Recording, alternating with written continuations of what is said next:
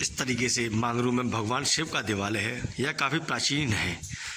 लोगों की माने तो यहाँ पर दूर दूर से श्रद्धालुओं का आवागमन भी होता है और श्रावण सोमवार के अलावा यहाँ पर अन्य सोमवारों को भी विशेष भीड़ रहती है। भाई महाशिवरात्रि को खासी विशेष आयोजनों के साथ श्रद्धालु आस्था के संगम में बाबा बर्फानी का जयघोष करते हुए हर हर महादेव के जयकारों के साथ जलाभिषेक करते हैं। शुभ नाम क्या है? मेरा नाम जी अरुण कुमार प्रजापति। अच्छा, जो उत्तर प्रदेश के हाथरस जिले में एक मांगरू गांव है, मांगरू गांव में भगवान शिव का मंदिर है, ये कितना प्राचीन है? ये तो साहब काफ़ी प्राचीन है। हमने अपने बुजुर्गों से भी इसके बारे में सुना है। तो मतलब जो भगवान भोलेनाथ के अभी अब में शिवलिंग पर जो अब में जो निशान है वो किसके हैं?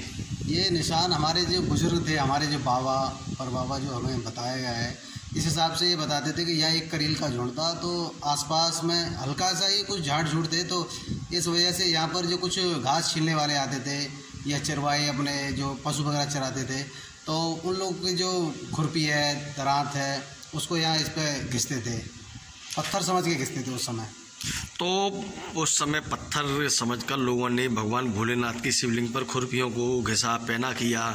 तो ये फिर उसके बाद में लोगों को कैसे पता लगा कि ये भगवान शिव हैं? सर, हमने ऐसा कुछ सुना है कि जब ये नाले की खुदाई हुई थी उस समय ये नाला इधर से सीधा जा रहा था, सादाबाद की थी जो नदी है, करमन नदी जिसे आज कहते हैं, उधर की तरफ सीधा जा रहा था। लेकिन इस शिवलिंग की वजह से इसमें थोड़ा मोड़ दिया गया है। बताते हैं कि इसलिए यहाँ खुदाई हुई थी तो इसकी जो पिंडी है, जो जिसको हम मील का पत्थर भी कहते थे, कुछ लोग कुछ कहते थे, तो लेकिन जब खुदाई हुई तो इसकी कोई था नहीं प्राप्त हुई कि इतनी गहराई कितनी है। अच्छा, तो मतलब ये जिस समय पे ये अंग्रेज ब्रिटिश काल का मंदिर है क्या? जी, ये जो शिवलिंग निकला हुआ है उसी ब्रिटिश काल का ही है ये। तो मतलब आप कैसे कह सकते हैं ब्रिटिश काल से इस मंदिर का नाम? क्योंकि हमारे जो बुजुर्ग थे वो उनकी जन्म आयु तो ब्रिटिश काल में ही हुआ था। उनका जन्म जो है, हमारे ताऊजी ने भी इस पे बुजुर्ग थे, वो एक्सपायर हो चुके हैं, करीब 20 साल हो गए उन्हें, तो उन्होंने इस पे काम किया है, नाले की खुदाई की है। अच्छा, तो किसी अंग्रेज ने भी भगवान भोलेनाथ के स्वयं साक्षात दर्शन किए तो उसे भी महसूस हुआ है क्या? हाँ, ऐसा कुछ बताते हैं।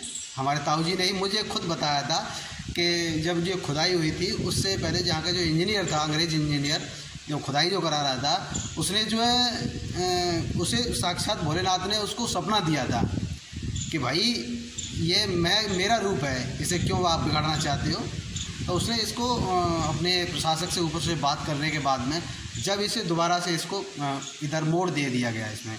लेकिन शिवलिंग तो आज भी पटरी के किनारे। नहीं, मतलब जो अंग्रेजी ब्रिटिश काल में प्रशासक था उसने किसे मोड़ दिया, मतलब क्या किस चीज़ को मोड़ा? नाले को, जो नाला जो खुद के आ रहा था, ये सीधा जो जा रहा था इसको मोड़ दिया, फिर दूसरी साइड में मोड़ दिया कि यहाँ ऐसे नहीं ले जाएंगे, अब इसको मोड़ के ले जाएंगे। हाँ, गाँव मांगरू से ही इसे मोड़ दिया गया था। इस पर पिंडी पर ये बिल्कुल आप ऐसे करके जब धार लगाएंगे तो निशान पड़ जाता है। ये शिवलिंग पर देखिए काफ़ी निशान बने हुए हैं, जैसे चंद्र रेखा सी बनी हुई है। ये भी केवल खुरपियों के निशान है, धार रखने के निशान है। इस शिवलिंग को हमारे यहाँ कोई स्थापित नहीं किया गया, ये तो साक्षात है, ये साक्षात रूप है शिव जी का। भगवान शिव यहाँ किस रूप में विराजमान है? अपने चतुर्भुज रूप में पूरी तरह से विराजमान है। यहाँ पर वास्तव में पूरी होती है, जो सच्चे मन से हमारे भोलेनाथ से जो मांगता है उसे पूरा प्राप्त होता है, अच्छे से प्राप्त होता है। और लोग फिर इसकी मान्यता के आधार पर यहाँ आते भी हैं, काफ़ी लंबे समय से आ रहे हैं। मांगरू स्थित बाबा बनखंडी महादेव के दरबार में एक प्राचीन गुफा भी है। इस गुफा में भी श्रद्धालुओं के द्वारा दर्शन करने के साथ सुख समृद्धि की कामना की जाती है। तरीके से यह गुफा है, गुफा का जाने वाला रास्ता है।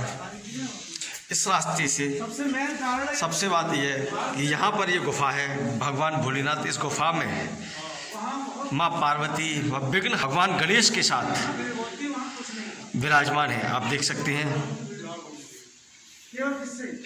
ये गुफा में भी ओम नमः शिवाय, जय श्री राम आदि को श्रद्धालुओं के द्वारा अंकित किया गया है। चंडी के दरबार में भगवान श्री राम, माँ जानकी व लक्ष्मण जी भी विराजमान हैं, जो कि श्रद्धालुओं को हर रोज दर्शन देते हैं।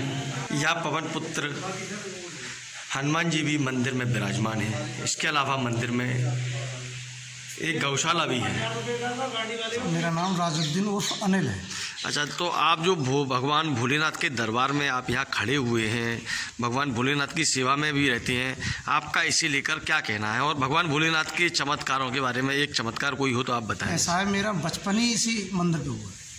बचपन से खेला हूँ मैं, यहाँ मेरे खेत हैं, तो यहीं रहता हूँ और बाकी जितनी बार देख रेख है वो मैं करता हूँ। यहाँ पर कोई ऐसा चमत्कार बताएं जो भगवान भक्तों के दर्शन के दौरान कोई ऐसा कोई वाक्य हुआ हो और दूर दूर से श्रद्धालु यहाँ पे आते हैं। दूर से श्रद्धालु आते हैं और यहाँ रात में जो है लोग रहते हैं, उनको चमत्कार दिखता है। अच्छा अच्छा। हाँ, जो रात में रहते हैं उन्होंने देखा है, मैंने तो नहीं देखा, लेकिन जो यहाँ रात को रहते हैं उन्होंने देखा। तो यहाँ पर ये कह सकते हैं कि बाबा के दरबार में जिस किसी ने हाजिरी लगाई उससे उसका जो बेड़ा भवसागर सेवा पार हो जाता है निश्चित। और यहाँ पे भगवान भोलेनाथ के दरबार में और क्या क्या है खास? अहंकारी जीव को किसी को डटने नहीं देते।